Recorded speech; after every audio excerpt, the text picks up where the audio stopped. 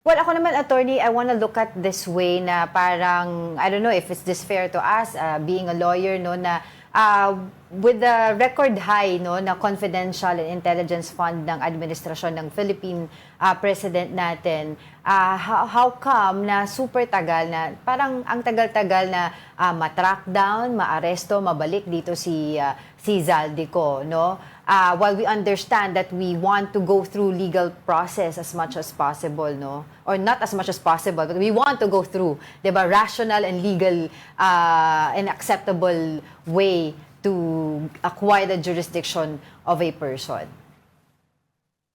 That's a perfectly legitimate point to raise, Angela. No, it's been what, months? No. We cannot even pinpoint where he is, right? So hindi acceptable.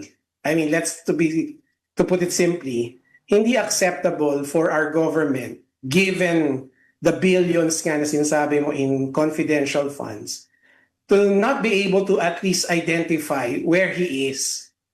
Kasi iba yung identify where he is doon sa proseso na i-repatriate siya sa atin. Kasi legal process na yon. Pero yung identifying kung saan siya. Until now kasi, possibility na nasa Portugal siya. Hanggang ngayon, ganun pa rin possibility, di ba? Ganun. That's right, di ba? Parang it's incredulous, di ba, na ganun pa rin tayo, na hindi pa tayo sigurado kung nasan siya.